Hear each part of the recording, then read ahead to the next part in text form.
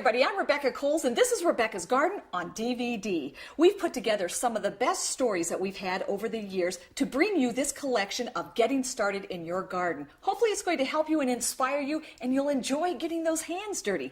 And if you like this DVD, you'll like the others that we have in the collection as well, including one on roses, flowers, gardening in the summer, gardening in the fall, and look for our holiday edition. Hope you enjoy the show, and until next time, keep those hands dirty.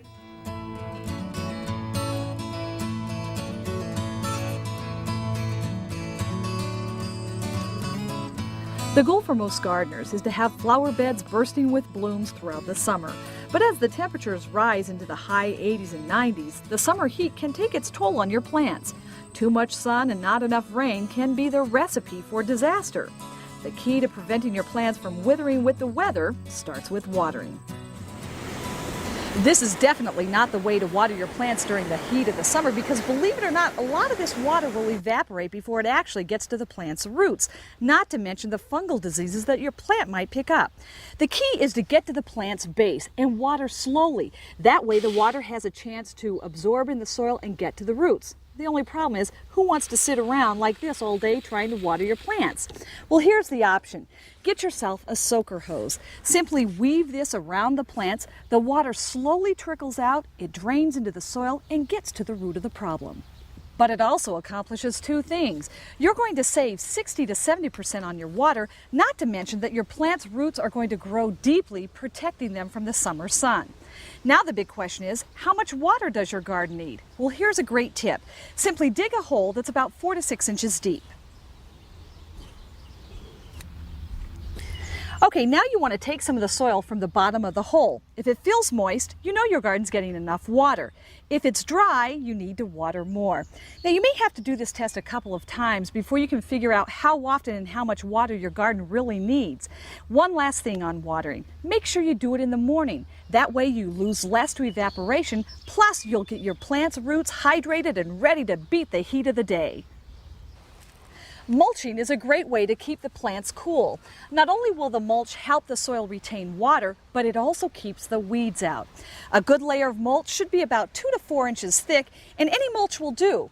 I prefer to use anything organic, that way in the fall I can turn it into the soil. Another great way for beating the heat in your garden is to select drought-tolerant plants. Some good ideas include yarrow, or if you're looking for a ground cover or a border, how about lamb's ear?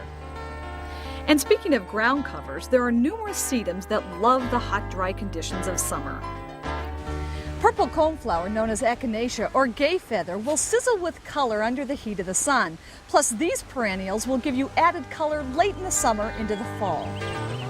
Some other perennials that hold their own in the dog days of summer include daylilies, the bright and vibrant blanket flower, euphorbia, ornamental grasses, coreopsis, and the king of the prairie, black-eyed Susans. But when in doubt, you can never go wrong with planting species native in your area.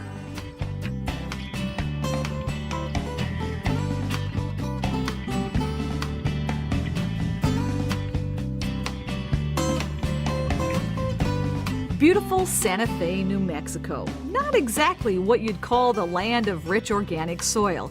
No, this is the epitome of dry, desolate conditions. With only 8 to 12 inches of rainfall a year, gardening can be a challenge unless you know how to make every drop count. That's what xeriscaping is all about. The word is not xeriscaping, which is the biggest misconception that people have about dry gardening. And it does not mean planting with gravel and railroad ties and few plants. You can really get a very lush look. But the idea is to garden smart. Catherine Clemens knows exactly what it takes to garden smart in the desert. For 20 years, she's worked as a landscape architect in the Southwest, designing all kinds of xeriscape gardens. So how do you get started when you come to a client's house and design a garden for them? Well, let's take this space, for example. When we came here, there was basically just dirt and the existing piñons that were here, which were a huge asset for us. And seeing that, what we did was we decided to break the garden down into smaller spaces, which we typically like to do, spaces that feel a little bit more human in scale. And so we basically break it down into rooms. So we have sort of a living room area, dining room area, and so on here. And this area the client initially wanted to do a lawn in, and we tried to talk him out of that because we figured that a perennial garden like this would end up being more colorful for him and actually give him more than a lawn space would. And one of the things that we really try to focus on is the hardscape, creating a very sound structure in the garden. Then the plants are basically like icing on the cake. It doesn't rely just on the plant material. What'd you use for the hardscape? Well, we'll use walls. We use stone walls, fountains certainly. Coyote fencing here is very indigenous material that gives a lot of texture. We like to see garden ornament brought in. Again, that gives full year interest. Now, having a good plan is the first step to xeriscaping. The next is choosing the right plants, plants that thrive in the hot, dry desert sun. So when it's time for planting, what plants would you recommend in a xeriscape garden?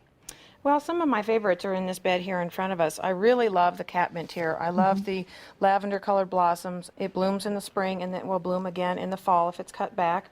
The Centranthus here has gorgeous pink blossoms, and butterflies really love that. This is Jupiter's beard. Or Jupiter's beard, yes. In front we have a Coreopsis. That variety is the Moonbeam Coreopsis, just a nice, light, lacy little thing.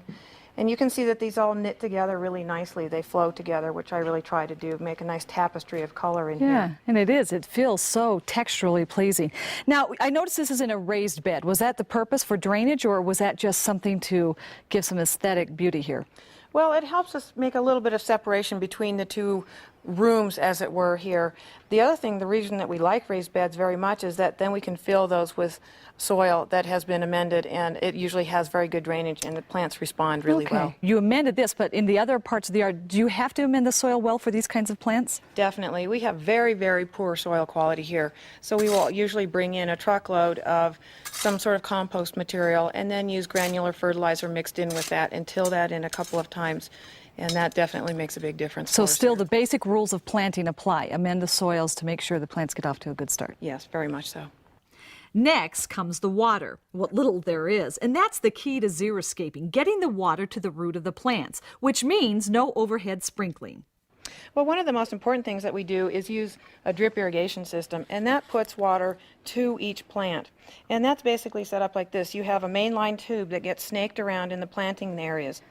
We've popped in an emitter, and you run a little tube then to each plant. And that's very important so that you're not wasting water in the dirt in between the plants. And it goes right to the root zone. It goes right to the root zone. It's underneath the mulch. It's completely hidden. Recycling bathwater is another popular method of water conservation, especially during drought conditions. A sump pump and a hose will easily transport the water from the tub to the garden. And to keep the water from evaporating, mulching is a must in these dry conditions. Just because we talk about minimal water usage doesn't mean you can't have a beautiful water feature. Exactly. Fountains are a very important part of our designs in most cases, and we really like to incorporate that because of the sound of the water. It cools the space down, it feels good, it sounds wonderful, and it actually helps humidify the air. Another element in xeriscaping is limiting the amount of lawn, which is a water hog.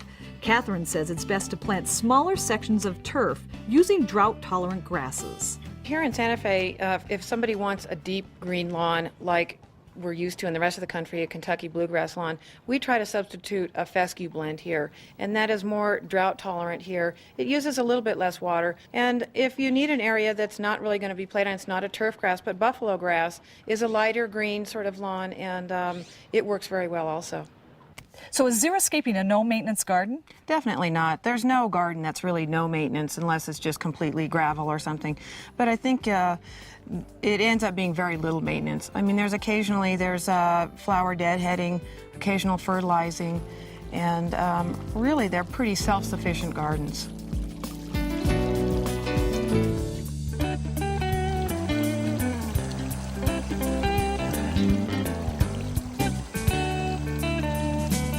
It seems like just about anywhere you go in the country, you're bound to find someone suffering from a drought. And for a lot of people, that means sacrificing beautiful gardens. But that doesn't have to be the case, especially if you know which plants to grow.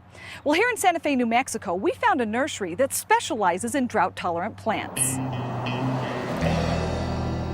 Santa Fe, New Mexico is dry. It gets less than 12 inches of rain each year, which might be a hurdle for some of the gardening business, but for David Salmon and his wife Ava, owners of Santa Fe greenhouses in High Country, it's pay dirt. They've learned to embrace Mother Nature's dry disposition by offering plants that thrive under the hot, dry desert sun while teaching homeowners the secrets behind water-wise gardening. A big part of water-wise gardening is using plants that are adapted to tough, difficult garden conditions. And every region has its own peculiarities, has its own difficulties in climate and soil. And so plants that are water-wise are typically well adapted to other difficult conditions as well. David took me on a tour through his test gardens to show me some of his favorite drought-tolerant plants. Now this is a nice one, the purple ice plant. We use it a lot here because it blooms all summer, obviously takes extreme heat and sun, and makes a wonderful plant to underplant larger growers like the moonshine yarrow. Russian sage has got to be one of my favorites. I have it, I never water, and it thrives beautifully. It really is an easy to grow plant. It's very water wise, a good deep soaking maybe every couple of weeks keeps it in bloom for months.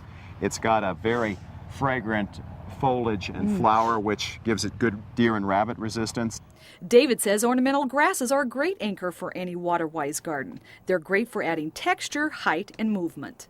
This is certainly one of my favorites. This is the Calamagrostis Carl Forrester. And again, I think this has gotten a watering maybe every other week. It comes into plume about midsummer, and then the plumes hold right through the winter, so it provides 3 seasons of interest. Pest-free, very easy to grow. One of my favorites. And dry doesn't mean dingy. Many drought-tolerant plants explode with color. Some good choices include Fireworks Goldenrod, Blue Salvia pitcheri, or how about Salvia maraschino? Low growers like hardy plumbago will weave beautiful blooms through the garden. Now, many of these bright flowers will also attract bees, butterflies, and hummingbirds, especially this hummingbird trumpet with bright orange blooms, or the hummingbird mint with its wonderful fruity scent. And speaking of scent, so I followed my nose, which led me straight, of course, to the chocolate plant. Yes, chocolate flower is one of our native wildflowers here in New Mexico. And of course, the fragrance is incredible, perfumes the entire garden. Keeps the deer away. Keeps the deer away, apparently, that chocolate scent. And even as the flowers begin to fold up in the afternoon heat, you still have the additional interest of the dried seed heads. Oh, and I think they are just adorable. All of these plants are low maintenance. They grow best in desert climates, but David said they will grow in most parts of the country. He suggests using a drip irrigation system to direct the water right to the root zone. And he said don't forget to feed the plants. For this, he uses a special fertilizer. So once we've selected the correct plants, let's talk about the best way to care for them. And I see right now you've got this bag of Yum Yum Mix. Yum Yum Mix is an organic formulation developed by a landscaper here in Santa Fe. And it's full of good organic ingredients that help feed the soil and nourish the plant roots. So you put this in just before you plant? Put it in when we plant, and then you could also top dress it with it and then scratch it into the surface of the soil. Now what about mulching? I see you use a lot of gravel here. Well, we use a variety of mulches here in the West because mulching is really a cornerstone to water-wise gardening. I like the chipped gravel mulch very much because it encourages a lot of the native plants to reseed. And you want to put it down how thick?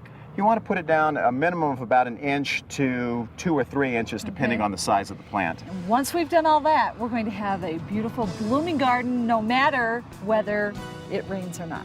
Rain or shine, the plants will be happy. Good.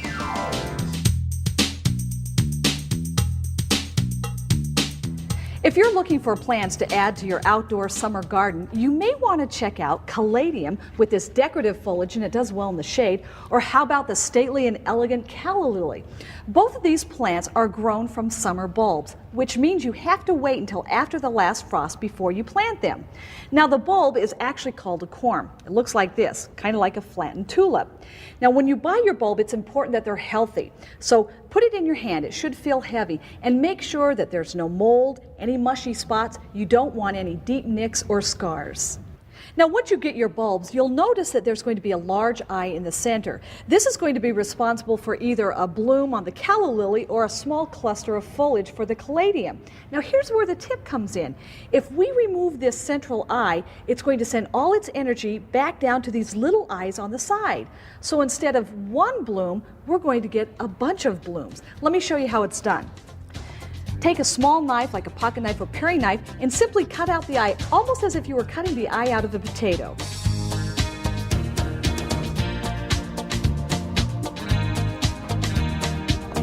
Now, there's no reason you have to make a deep cut, and it's important that you let the cut dry out for about 24 hours before you plant, and just be sure to follow the directions when you do plant. And in no time, hopefully you'll have a bunch of blooms to enjoy. And keep in mind, this tip works best only with the caladium and the calla lilies.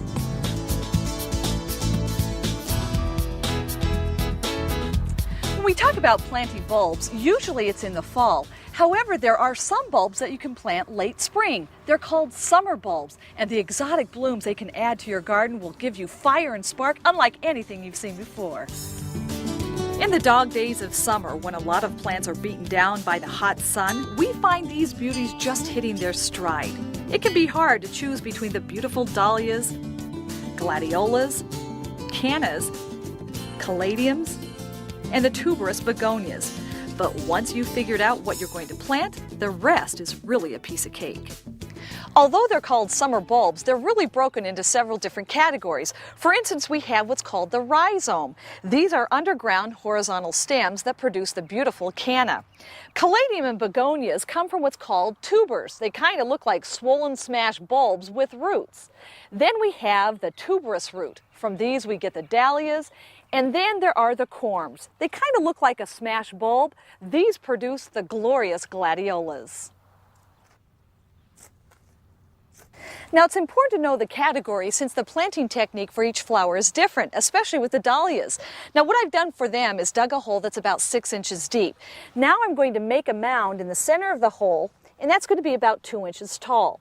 Now, before you plant the dahlia, it's important to inspect each tuber. If they're hanging by a thread like this one here, you have to remove it. Otherwise, when you plant this, it will rot and could affect the whole structure of the flower. So get out the pruners and remove any suspicious-looking roots. Then drape the roots over the mound in the hole.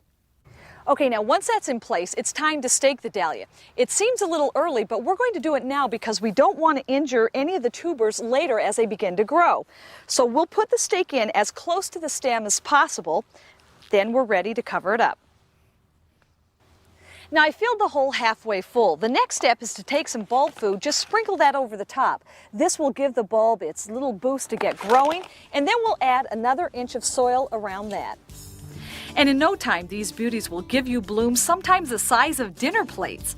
Now, if you prefer things on a smaller scale but still want to enjoy those hot, bold colors, how about growing caladiums for their vibrant foliage? Or begonias? These plants have provided generations with rich colors that look good enough to eat. Now, the biggest challenge you're going to have when it comes time to plant the tubers is trying to figure out which way you plant them. Well, with the caladium, it's easy. Just look for the flattened area. You want to make sure you put that down into the hole facing the soil. With the tuberous begonias, well, if they have the stems, you know you want to plant those facing up. Otherwise, just make sure the concave area is looking up at you when you plant them. In any case, both of these are buried 2 to 3 inches below the soil surface. And keep in mind, these tubers like the shade. Corms are planted just like you would the fall bulb. First of all, you want to find the points. Those go into the ground looking up at you. We'll plant these about 4 inches deep. And if you want a successive look of gladiolas, make sure you stagger the planting, which means every week plant a few more. As you see, glads can add a variety of color with great height to any garden. These slender beauties also make a great cut flower. Or how about bringing a little bit of the tropics into your backyard with cannas? And don't think their flowers are the only appeal. Their foliage can be just as stunning. Cannas are rhizomes, which leads us to the next category. Now, before you plant your rhizomes, it's important to inspect them carefully because sometimes you can't see the rot.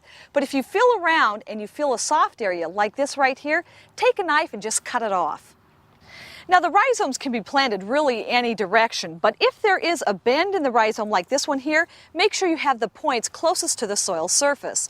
When you plant them, the hole is going to be very shallow. In fact, I've dug it out, it's about 1.5 to 2 inches deep. Just place the rhizome in the hole, cover it up with soil, and then we're going to scratch in a little fertilizer to give it a boost. And then with all the bulbs, you want to make sure you keep them watered throughout the summer and make sure you scratch in a fertilizer once a month. And keep in mind, these are summer bulbs, which means they don't like the cold weather. So come fall, when frost is in the air, you're going to have to dig these up, store them, and you can use them again next year.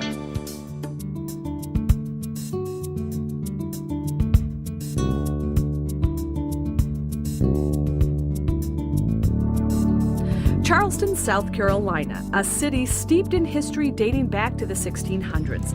Even today, pieces of the past mingle beautifully with the present. Streets are tightly lined with century-old homes stacked side by side, leaving hardly any room for a garden, or so it seems. Tucked behind the elegant iron gateways and the white column balconies are magnificent small space gardens. The best time to see these gardens in bloom is during the spring months. Many are part of the Festival of Homes and Gardens tour sponsored by the historic Charleston Foundation. Lucky me, our visit was during tour time. So this is lovely. My tour started in the formal garden of Diane Avalon. It's hard to imagine that before this garden took root, this space was a concrete parking lot. Determined, Diane enclosed the space with brick walls and began paving the lot with plants. The formal design, anchored with geometric shapes, is reminiscent of Charleston gardens during the 18th century. What I love about this garden, it's only 30 feet by 30 feet, and I wish everybody in the world could actually be here to see this because it feels so much larger than it actually is. Well, I think in a small space, it works very well to have a formal or structured garden because it actually, perversely enough, expands the space. You impose order and geometry upon it, and it leads your eye through the space. Diane says that keeping the plant material in scale is also very important. She chose dwarf boxwood for the hedges, and to keep the structure of the garden from being cold and hard, she recommends taking advantage of the vertical space as well. Climbing roses and jasmine spill up over the walls, softening the design.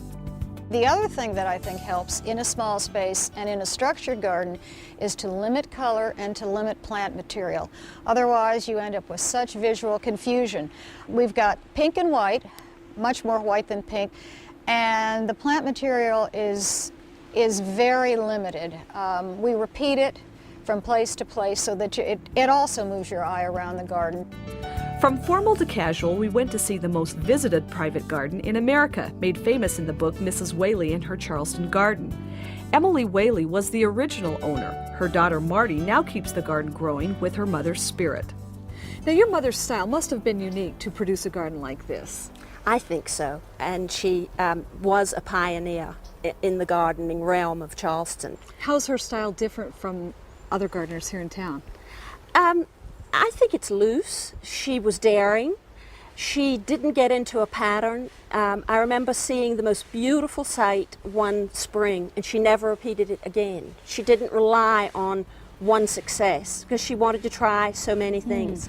One of the things she tried that works so well in this small garden is the outdoor room concept. Living walls filled with azaleas, camellias, tea olive shrubs, and loquat help give the space a much larger and more welcoming feel. So I would advise that you fill up the space and enclose it with the vertical things, and then get your decoration, like a beautiful feature and some water. Then use the space, live in it. If you take it so seriously, it'll be too cleaned up and sterile. And so we have a lot of her homemade signs around here, a place where she would sit to have her cocktails behind the azaleas. And behind the azaleas. Right. Do you want the neighbors to see? Oh, the neighbors probably were joining her. The last stop on my garden tour took me to a side garden hidden behind this elegant Charleston home. Now, this is a perfect example of how one can utilize long, narrow spaces. The garden leads to a small, formal private retreat in the back. Owner Vereen Cohen and her husband Dick have maintained the garden for over 40 years now. Creating a focal point was the key design element in this tiny garden. It's a horseshoe bed filled with pansies and English daisies. You have the brick pavers around here, covered with moss. A lot of people get very nervous and want to get rid of the moss, but it's so That's nice right. and delicate. I have a neighbor who has hers taken off, but I have people come in here and say, how do you get it to grow? Well, we've left it like that because it grows naturally that way. And these bricks have been here since about 1954. Besides brick, boxwood is once again used to outline this garden, giving it structure. The key with these shrubs or any plants in a small garden is to allow room for them to grow. And of course, perfect pruning is a must. Luckily, Verine's husband tackles that job. Suddenly one year he realized that this side in the sun was much bigger than the side in the shade, and they weren't near as green. So he dug up all the balls on one side in the shade, brought them over to the sun, put the ones from the sun and put them in the shade. And they've been like that ever since. I was going to say, please tell me he doesn't do this every other year. One time. But it worked. These 3 small gardens certainly prove that bigger isn't always better in the garden.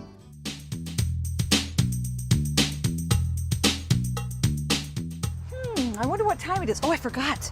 Oh, it's 12 o'clock. Believe it or not, this is how they used to tell time 4,000 years ago. These are called sundials, and what's old is new again. In fact, sundials are now popping up in gardens all around the country. Whether they're used for function or fashion, sundials take us back in time. These simple timepieces add a nostalgic look to any garden patio or sunroom.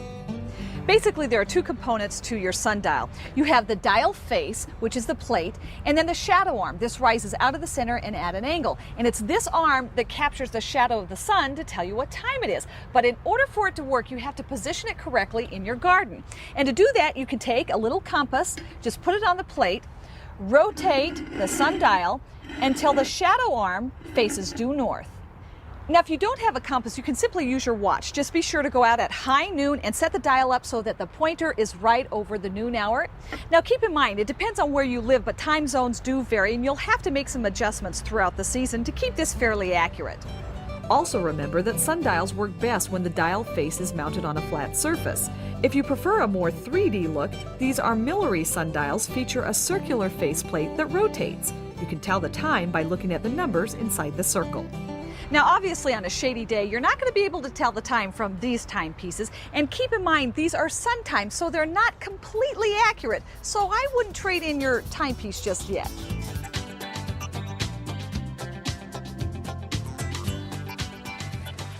Although they've been around for hundreds of years, now more than ever, sunflowers are making a comeback, and in a big way. They're a hot commodity, so hot that people are making a living at growing them. I'm at Tangerini Farms in Millis, Massachusetts, where they grow over 100,000 of these beauties every year. So what better place to show you how to plant them, grow them, and even harvest them?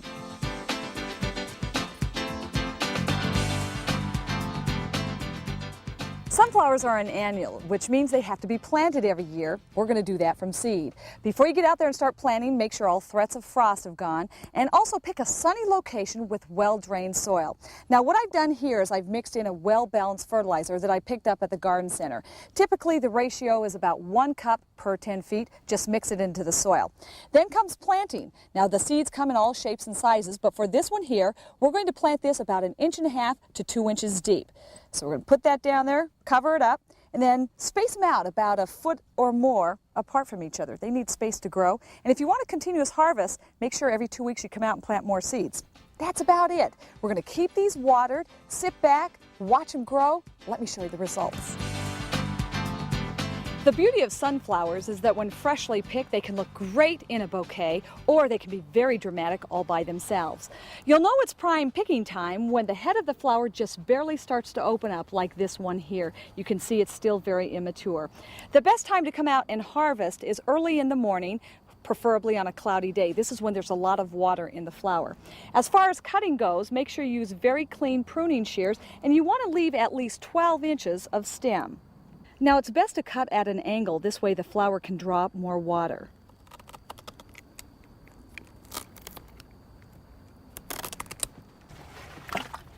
Then it's important to get them into water right away. And if you want them to last, put them in a vase, change the water at least every day, and these flowers will last for a couple of weeks. Now, if you're growing the flower for its seed, the rules are a little different. First of all, you can tell that the seed is beginning to mature. You can see the black and white stripes here. The best thing is to go ahead and leave the flower on the stalk, but then you're going to contend with the birds. So if you're going to leave it out, you're going to have to cover up the heads. Cheesecloth is excellent, or some kind of bag. Otherwise, what you can do is wait until 2/3 of the seed is mature, then bring out your pruners, cut down about 18 inches. We'll take it in to dry. Now, this is what the flowers look like after they've been drying a few weeks in a very airy location. You can see they're turning brown, which is good, but watch how easily the seeds come away from the head. So simply just rub them away and you've got your seeds. Now, I've been talking about one variety of sunflower here. There are many more I'd like you to see. Well, there she is, busy at work, Laura Tangerini, the woman that runs this farm here. First of all, your place is beautiful. Thank you very much. Did you ever imagine that growing sunflowers would be so lucrative? We had no idea when we started. Actually, we started using it as a marketing tool to bring people into our farm stand, and it became one of our #1 cash crops. So they really came in then. They certainly did. You know, most people think of the regular sunflower, the one we've been talking about today, but you've got many varieties. Let's talk about them. Okay. This variety here is called Gold Burst. It grows about 8 feet tall, and it is a multi-branching sunflower, so it blooms most of the summer. I love that one. This is Floristan, a red sunflower, also multi-branching. This miniature is called Sonia. This is also a multi-branching sunflower. And this is Valentine. And all these sunflowers are very easy to grow at home. Well, that's encouraging to me and hopefully for people at home. Keep in mind, sunflowers, very easy to grow. They're a lot of fun, and you know what? The kids will just love them. I've got a great gift idea. It's a wreath, and believe it or not, it's made out of a sunflower. First of all, here's what you need. A sunflower head. It's got to be fresh. You need a floral straw wreath, which you can pick up at a craft store. Don't forget your floral pins. You'll also need a glue gun and just dried flowers that will attach to the wreath. Let's get started. First of all, you want to attach the green head of the sunflower to the straw wreath. You can do that with the floral pins. You want to use at least a dozen of those. Just push that through the head, right into the wreath. That will help secure it. Then comes the fun part. We start getting creative. With the glue gun, we have added lemon leaves around the outside of the wreath. And we're just going to secure those with the glue and overlay them, as you can see we've done here. Then we've added some straw flower. This came right from our garden, so it looks very nice. Also tucked in some wheat and added some Milo. Now, this is just the first step. Look what happens by the time we finished. We continued tucking in a little bit of cotton, some sunflowers, a little bit of wheat. Now, doesn't that look nice? This is just one thing you can do. If this is a little too complicated or maybe a little extravagant, well, all you need to do then is just attach something to the top. We've added little red chilies, baby's breath, straw flower, a little raffia. Isn't that nice? If we add a loop, attach it to the tree, the birds will love it. I remember when I was a little girl picking vegetables for my mother to pickle. I remember how wonderful the kitchen smelled. I remember how hard she worked, and I also remember how long it took. Well, times have changed. Now pickling is easier than ever. In fact, get ready, pick your produce, because we're going to pickle.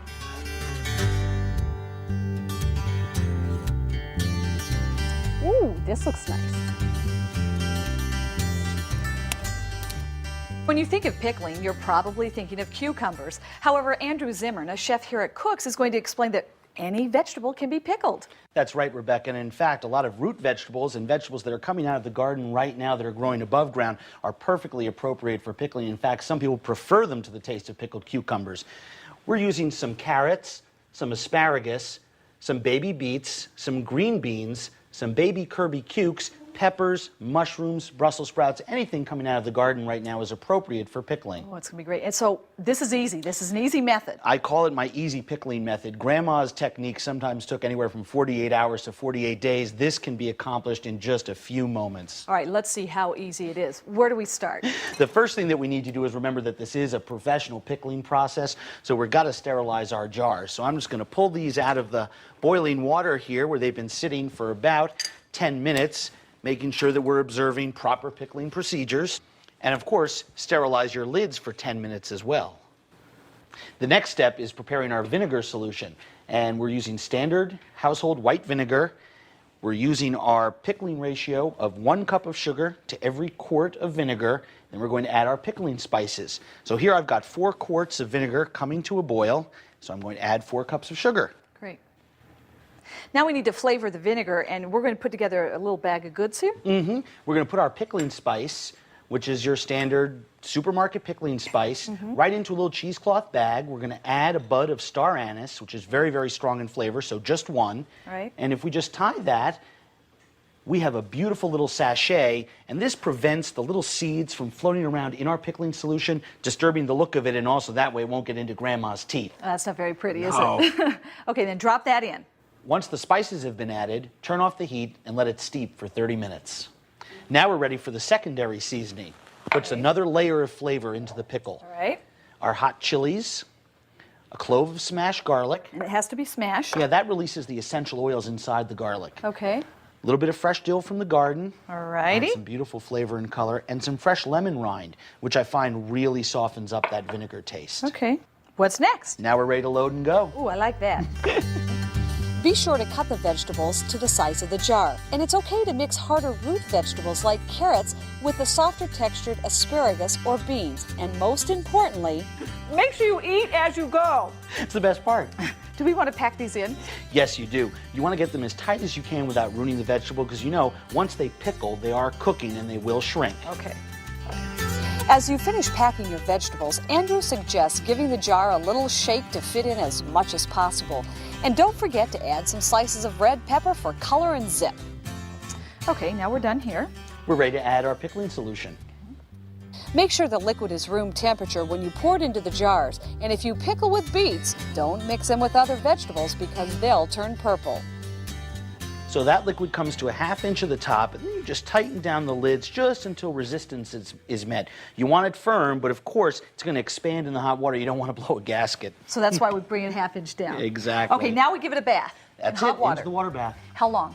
Carrots, other root vegetables, 5 to 7 minutes in the hot water. Soft vegetables like green beans, just 2 or 3 minutes. And if you're mixing and matching, try and go in between.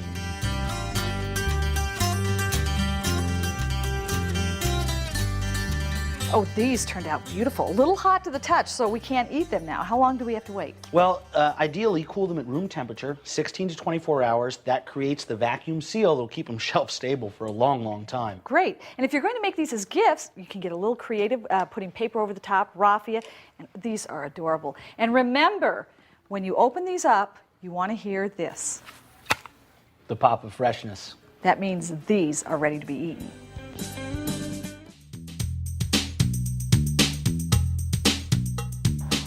Well, after all our hard work in the spring, you can see it's paid off. The garden is up and growing. But this is no time to sit back and relax. Because if you want to be guaranteed a great harvest, you've got to stay on top of the garden with a maintenance plan.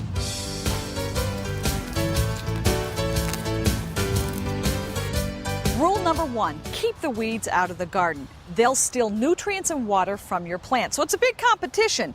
But if you get them when they're young, it's very simple to just drag a hoe across the soil. You can literally skim them out. Remember, about 30 minutes a day will keep most weeds away. What the hoe doesn't get, your hands can.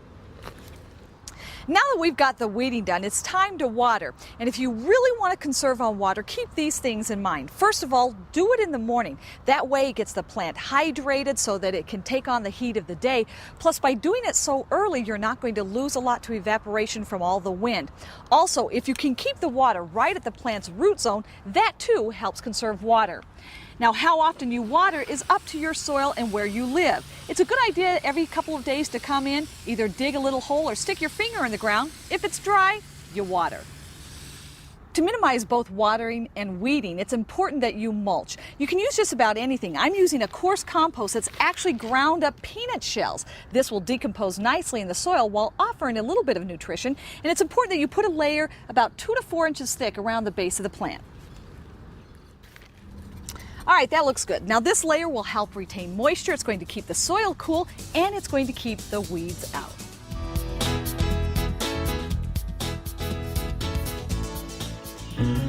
To a zoologist, these are elephant's ears.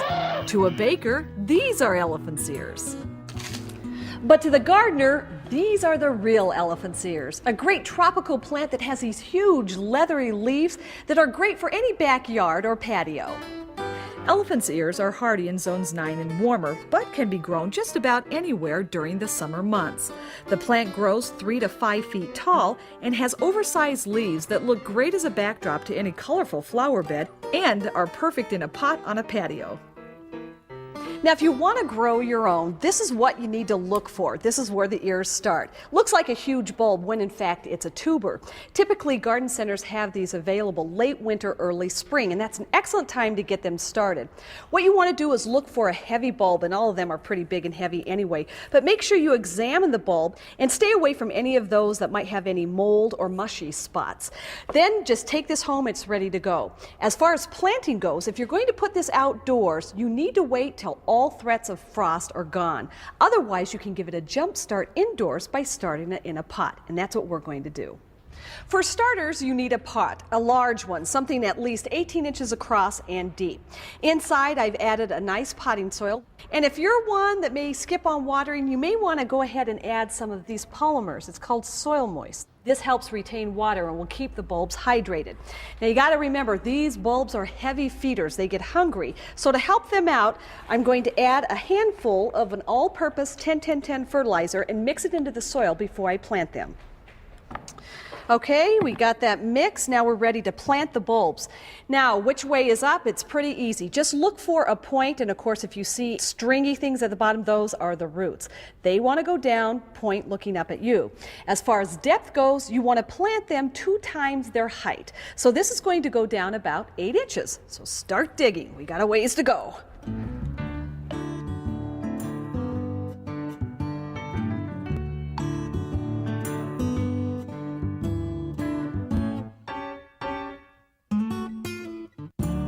Okay, now we're going to give them a good drink of water, and then we won't water at all until we see the sprouts. Once we have the sprouts, then you want to keep the soil relatively moist, because remember, these are tropicals and they are heavy feeders. So once they start sprouting, you can go ahead and feed them every couple of weeks with a water-soluble fertilizer that is reduced down or diluted down to half strength. In no time, this little pot will look like these big ears.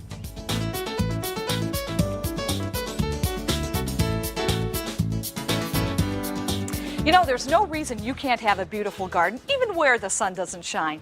Today I'm going to give you my top 10 list of plants made for the shade. They're loaded with color and texture that are guaranteed to bring that shady spot alive.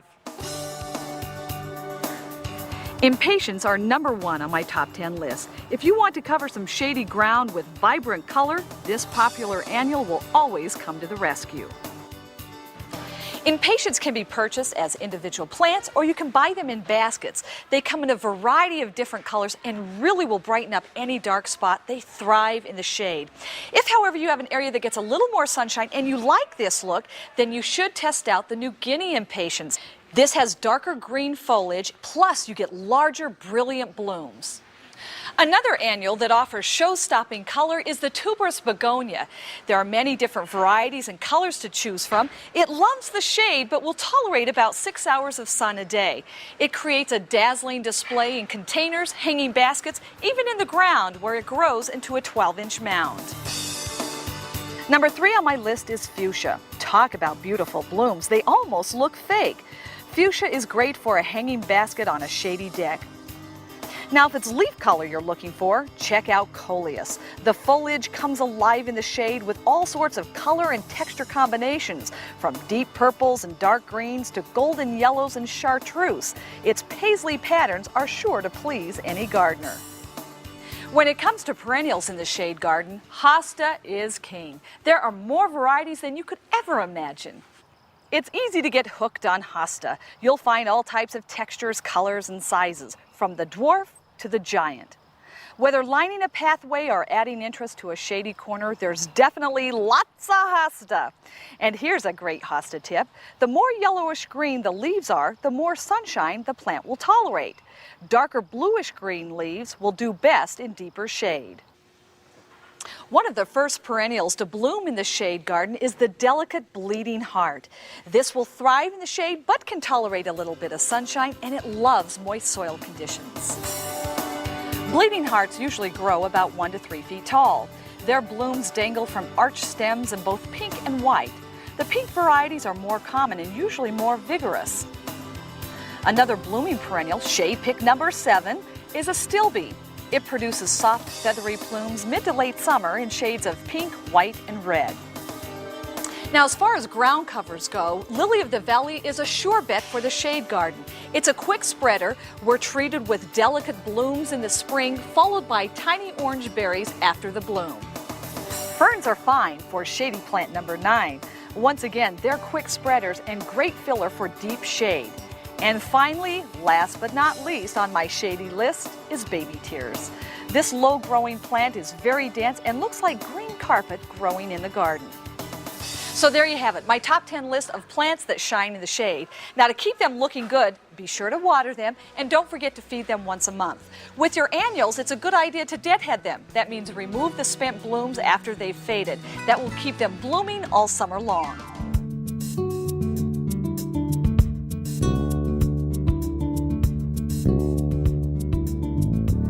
The splendor of Oregon's Cascade Mountains is something to behold. Towering mountain peaks, wild and rushing river valleys, and of course, majestic conifers as far as the eye can see. So it's no surprise that one of the finest conifer nurseries is located right here in Boring, Oregon, where they not only grow trees like that, but they can transform them into a sculptural masterpiece like this. At Isley Nursery, there seems to be no limit to what a pair of pruning shears and a whole lot of imagination can produce. The idea is just keep growing. The man behind this extraordinary nursery is Andre Isley, and I think, Andre, what we need to do first is define what a conifer is. Rebecca, a conifer basically is a plant that bears cones. Well, that's real simple. How and why would you encourage people to incorporate conifers in their landscape? Oh, I have an insatiable appetite for conifers because of the low maintenance, the different color, the texture, everything else about them, and such low maintenance. Well, low maintenance is key, I think, for anybody. What soil? They're not real picky? Not really picky. So you can grow them anywhere in the country? Almost any geographical area of the country, right. Well, and the texture is unbeatable. Well, thank you. Yeah, we have some extraordinary textures here. Dwarf conifers can be large, like this Sargent weeping hemlock, which makes a perfect privacy hedge, or small, like this motherlode, great to smother your weeds. And as for shapes, some, like this John's dilly, grow in a perfect conical form without pruning. Most people plant their conifers and let them grow as they naturally would. However, with a little artistic touch and some creativity, you can turn something like this into something like this beautiful spiral topiary. We're going to learn from the master here at Isley Nursery. His name is Randy Smith. He says this is fairly easy to do and that we can do it in 20 minutes. So start your clock. Okay, Randy, the clock is running. What do we need to know first? Okay, well, we're going to make a spiral. Okay. So what you need to do is you need to look at your tree, and you need to see a spiral in the tree. Oh, Randy, I don't see it. Okay, well, what I often tell people is to take a piece of tape like this. Okay. It's just flagging ribbon, and tie it to the top of the tree. All right. And why are we doing this? Well, this is going to work as kind of a template for you. You're going to make kind of a candy cane stripe going down the tree. All right. And that'll help us make our first cut. Oh, I get it. That's very smart. Okay, so now we have our template.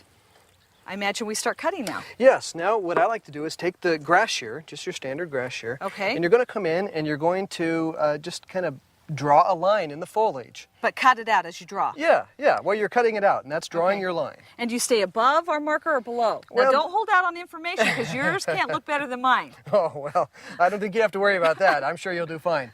Either way, whatever, you're visualizing the spiral. Okay, I'm visualizing. So whatever looks good to you. Okay.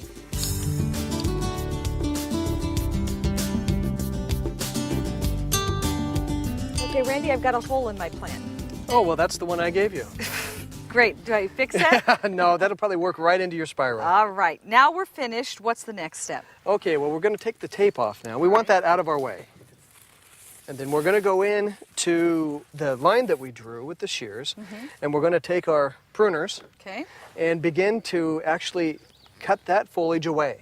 right to the trunk. Right to the trunk. We want to clear out a hole all the way around the tree. Oh, so if you make a mistake, you got to make it part of the topiary. This is when, yeah, this is the moment of truth. Okay, here we go. Well, you're just like really going to the core. Right to the core. Can you kill the plants doing this? No. Are you sure? Not too much? Well, the Alberta spruce is a really hardy plant, and you know, surprisingly, it takes really well to shearing. Hey, it's coming. It's looking like a spiral. It is. Okay, now we just kind of smooth it out. Right. You'll want to trim off about a ½ inch from the outer growth to round out your spiral nicely. Grass shears work best for the finishing touches. Okay, stop the clock. How long did it take us? Well, you know, I'm going to say 12 minutes. 12? I think it's more like 20.3. Okay, what do we need to do to care for this now? Okay, well, there's two things that you might want to do. One is to think about the top here. You could cut your top off and maintain it at this size, or you could leave the top growing naturally, maybe for another year or two, and continue the spiral. Okay, so if we need height, let it grow. What about just trimming the outside? Okay, trimming, you go back to your grass shears. You're going to do that probably just as summer's beginning, as the new growth for the season is just hardening off. Okay. And you'll shear it about the same depth that we did. And just once a year. Once That's a it. year. Yeah. Easy. You bet. Thank you so much. You're welcome. This is great.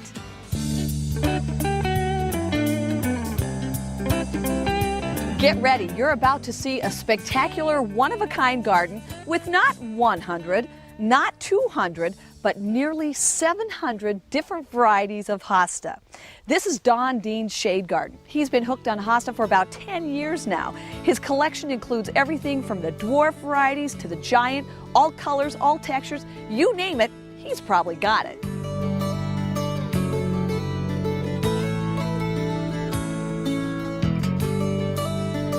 Well, now, let me tell you, I'm looking around this garden. You're putting a lot of us gardeners to shame with something like this. You've only been doing this for 10 years. Correct. So what do hostas need, the three top things? I would say a loose, highly organic soil, ample moisture without being soggy, and a little bit of neglect, perhaps. Oh, neglect. A little bit of neglect. Great tip for those of you who don't want to work in the garden. Well, kind of. I would love to learn the names of all the plants you have here, Don. Obviously can't do that, but why don't we start off with some of the ones you've used for the borders? A fine plant to use in the border would be this little green plant. It's a species called Venusta. It is more readily available than most of the other dwarfs or miniatures. Behind it would be yellow boa, used as a contrast in the border. So I pick up the green with the gold. Now this is a nice combination. Behind the border you have this beautiful blue-gray hosta. Which one is this? This is Hosta halcyon. This particular plant puts out a wax coating, and the wax coating is to, I presume, to protect it from the UV light of the sun, protect it from burning. As the season goes on, that gets worn off. And as you can see, if I rub my finger across, I can rub that wax right off, and below there you see the base green color of the leaf. So this must be a very hardy plant then. It's a very hardy plant. Now a lot of the smaller varieties we've seen, they're easy to find, but you've got a rare one called Hot Lips. Where did that one get its name? If you take a look and pull up the leaf and you take a look at the petiole running down to the base of the plant, it's really a quite bright red color, resembling painted lips. Now the olive branch is another rare one. Tell me the story behind that one. Olive branch, if you take a look at it, has a neat maple leaf pattern of a lighter color surrounded by a medium green. Now there truly are a number of different sizes of hosta. We've got the large one. This is nice and small. Is it definitely not one of the smalls though, is it? Oh, no. No. Well, this one's a little smaller. Is that one the smallest? Not close. Not close. Well, now wait a minute. This one is very, very small. That's getting small, but they still are available smaller than that yet. All right, hang on. We're on the hunt for the smallest hosta. Keep going. I'm looking. Now this one is very small. The tiny tear. That one is very small. It is one of the smallest. But it's not the smallest. It is not the smallest All yet. right, where's the smallest? Rebecca, this one here would be close to the smallest one available and the smallest that I am growing. This one's named Thumbnail, and as you can see, the leaves are at least no larger than my thumbnail. That's pretty small. That is pretty small.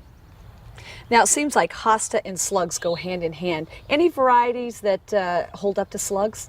There would be several that would perform better than others. One such hosta would be Love Pat, for example. If you feel that leaf, you can feel how thick it is. Oh, yeah. A plant with heavier substance is more resistant to the slugs being able to bite through it with their small teeth. It seems no matter where you turn in Don's garden, he's got a story to go with each variety of hosta. Whether it's Green Ice, Golden Tiara, Just So, Delta Dawn, Shade Fanfare, On Stage, or Center Stage, it makes you wonder which one's his favorite. My favorite? Tsugai. Tsugai, why? Why? Now wait, show me Tsugai. I'm looking at, what, how many different varieties here? Tsugai is over here. This one? Yep. The little variegated? Very large, upright, vase-shaped plant. Good, strong contrast in the variegated pattern to it. And it just plain performs well. I really like the one next to it. I think of all the ones I've seen, that would be my favorite. You like Sun Power? Yeah, really nice. Excellent, excellent gold. It performs well in heavy shade up to a fair amount of bright light. Now, of your collection, this is another one of my favorite. What is this one? That plant's called Niagara Falls. And it's harder to find. Well, it hasn't been propagated very much yet, so it's difficult to find, yes. Where did it get its name? Well, if you take a look at this leaf, it has this neatly pie-crusted edge to it, plus the way that it drapes out and cascades down, giving that effect of water. I love it. It's beautiful. And you obviously love it because you're hoping to hybridize this. I would like to use the pollen on this plant and bring some of these characteristics of this neat pie crust on a large leaf, the deeply impressed veins. Ooh, can't wait to see that. So what does it take to hybridize a hosta? Well, actually it takes about 5 seconds to actually do the hybridizing, but then about 5 years to watch the seedling go from germinating up to a mature plant. Is it something that anybody can do? Anybody could do it. Pick up a characteristic from the one plant and move that characteristic, blend it in with the characteristics of the second plant. You blend that with pollen. Using the pollen and using the egg or ovary of the female parent.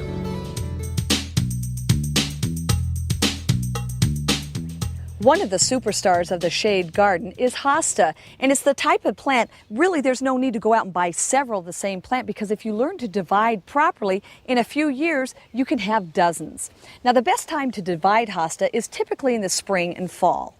We're going to start by digging around the outside of the plant. This is called the drip line. We start here because we want to try to get as much of the root ball as we possibly can. Okay, so this is what we end up with. Now you can see each of these petioles here. We could actually divide these, take one petiole, plant it, we'd get another hosta plant.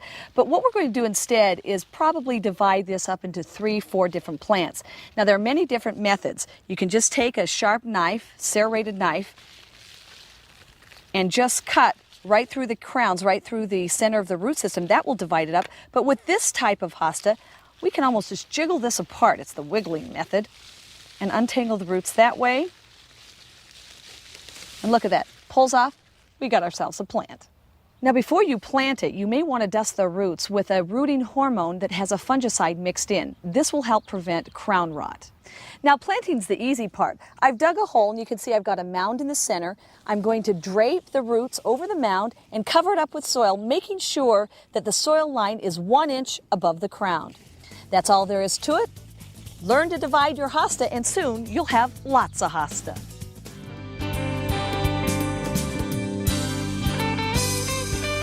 Well, here it is, my custom designed potting bench. Let me show you some of the features. First of all, a lift out top. Below we have potting soil.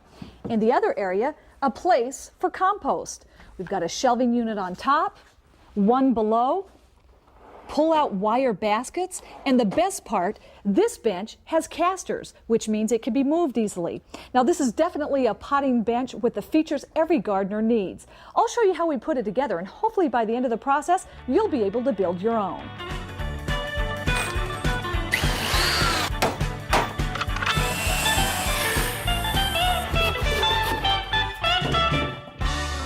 Now, the first thing you need to do is come up with a design. And if you're not going to be building the potting bench yourself, you need to enlist someone like Steve Haugen, who's a carpenter, who's going to help me out.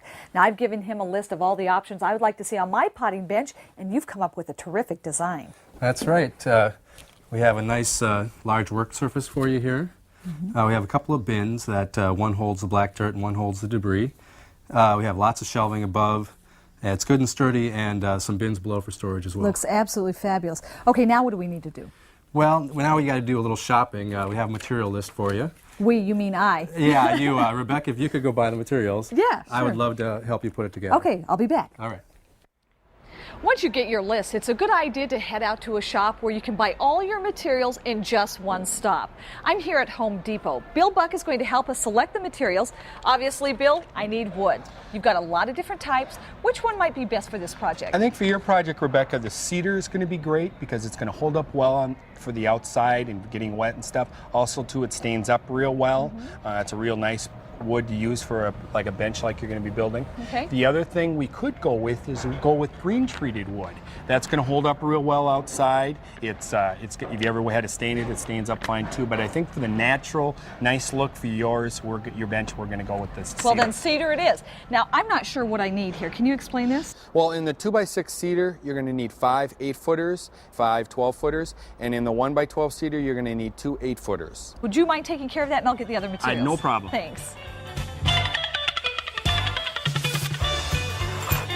Okay, let's see. Brass hooks for we got some hooks.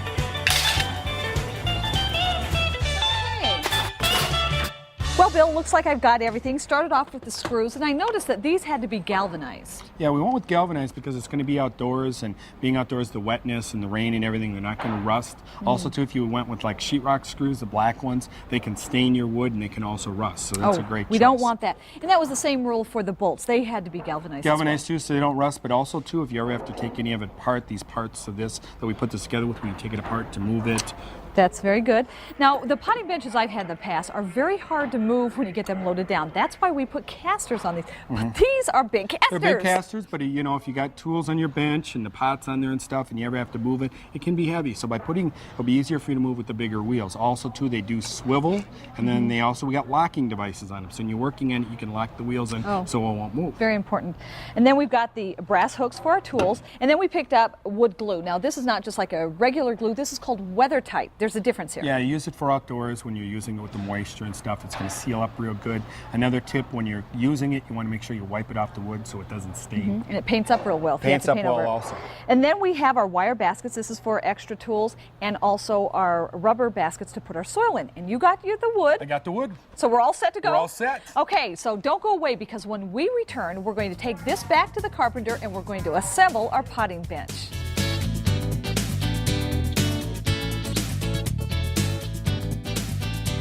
Well, I hope you're ready, because now we're going to start building the potting bench. We're back in Steve Haugen's workshop. I've purchased all the materials. You've got the tools. What do we need to build this? Just a few simple tools. A drill, it would be nice, and a skill saw or a hand saw. If you're not used to a skill saw, I wouldn't recommend using that. Okay. A square and a hammer, and that's safety glasses, of course. Safety glasses. Yeah. Okay, you've got the wood already cut out here. What do we have going on here? Is this the first step? This is the first step. It's going to be the top of your bench, and we're going to assemble that right now. Okay, let's do it. To begin, you'll need 6 pieces of the 2x6 lumber, each cut 6 feet long.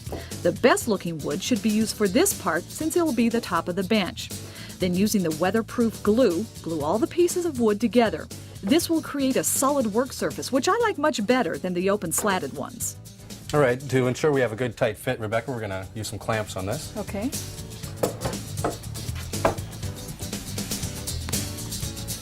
Okay, this is about as tight as I can get it. That looks great. Okay, what's next? We're going to put the supports onto the top to hold it all together. Okay, measure them how far in? They're 4.5 inches from the edge. Okay. And they're 30 inches long. And I've made a couple marks there for you. This is where you need the 2.5-inch galvanized screws. They're used to attach the 2 cross supports underneath the top. Just make sure you pre-drill the holes first so you don't split the wood. And to ensure your potting bench is extra sturdy, Steve recommends using 12 screws on each support. This is a workout. Okay, so we're done with the tabletop. Now what's next? We're going to let the glue dry, and we're going to build the legs. Okay, should we move it? We should move it on the way. Now the first thing we need to do when building the leg is to build up the base, because obviously this caster isn't going to fit here. So what we're going to do is build it up with blocks of wood. That way it will support the caster. Each square block of 2x6 wood should be attached with screws to the base of each leg. There are 2 3-foot legs on each side, supported by 2 30-inch cross braces. The hex head bolts are used to connect the braces to the legs. For this, you'll need a 5/16-inch drill bit. Once again, drill the holes first so you don't split the wood. Then hammer in each bolt and washer, and don't forget to tighten the nuts until the washers begin to dig into the wood. Okay, looks like we're done. They turned out great. Rebecca, this is the shelving we built for the top of your bench. And it has some open storage on top and a couple of shelves for all your goodies. Oh, this is going to work nicely. When building the top shelving unit, we use the 1x12 lumber for the back and the 1x6 for creating the sides and the shelves. Now you can position the 2 6-foot shelves wherever you'd like, but just be sure they're secured firmly by drilling screws from the sides and along the back. The 2-inch wide strips on top are also connected with screws, but because they're quite flimsy, we added wood blocks to hold them in place. Okay, now we've got the major components done. And the next step is to connect the legs to the top. Here again, sturdiness is the goal. So first we attach the legs with 3 screws from the side. Then we flipped over the bench, placing 2 more screws through the top in each corner.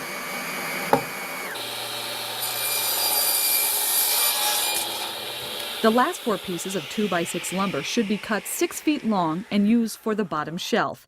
3 of the pieces need to lay flat on the bottom braces about 1.25 inches apart, and the final piece should be attached as the backboard between the legs. Okay, that looks good. Now for this next step, we need to cut out 2 holes from the top of the potting bench. You see, I've always wanted easy access to both my potting soil and my compost. So by cutting out the holes, we'll put the garbage cans below. That way I can get to them easily. So I've already marked where I need to cut out. Steve's going to help us make the actual cut. Ready to start cutting. All right. A circular skill saw works best for cutting out the holes, but if you don't have experience using this piece of equipment, you can also use a handsaw. Drilling finger holes in each cutout is the next step. Choose a drill bit that creates a hole big enough to fit 1 finger. Oh, good job. That's nice. Okay, so we got the holes cut out. I'm hoping or guessing that we're almost done. We're getting close. Okay. We got to flip the whole thing over again and add some stops so the wood doesn't fall through these tops. Okay. And at the same time it's upside down, we can add the casters and add your wire basket. Super, let's do it. The stop should provide a 1/2-inch lip for the cutouts to rest on. They can be made with scrap lumber. Then it's time to add the casters. Center a square block of wood on each leg, and to make sure the casters are firmly in place, attach them with hex head bolts. Go ahead. And while your bench is upside down, don't forget to add the wire baskets, which will hang below the bottom shelf. Oh, the stops work nice. These are great lids, and the casters are a real big plus here. This is a solid piece of furniture. Now we just have to add the top shelf, and we're all done. Okay. While Steve added the final screws to connect the top shelf, I attached the wire hooks for my tools. These screw in easily along the side of the bench. They're perfect for hanging all my garden gadgets.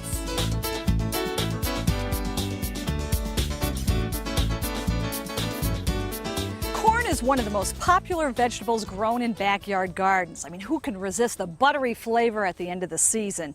And if you've ever had sweet corn, you know what I'm talking about. Once you eat it fresh, you are spoiled for life. I'm gonna make a mess. Good. There are basically two families of sweet corn, the super sweet and the sugary enhanced. The super sweet has the highest sugar content and tastes like candy. It's very crisp and it preserves well, whether it's freezing or canning. The only drawback is that you lose that old-fashioned corn flavor, which the sugary enhanced has. And the best part about the sugary enhanced is it's great for the backyard garden because it germinates easily and there's no cross-pollination.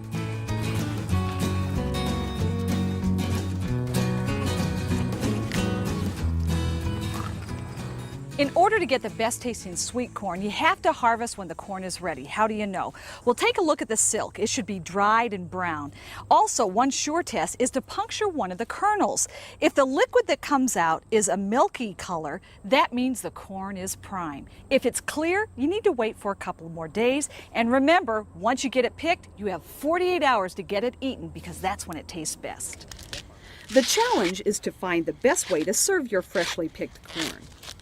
And for this section, we've invited our resident chef, Andrew Zimmern, to give us some great ideas. You're already busy at work shucking. What are we making? Oh, yeah, well, I'm actually leaving the husks intact, and I'm pulling off all of this corn silk.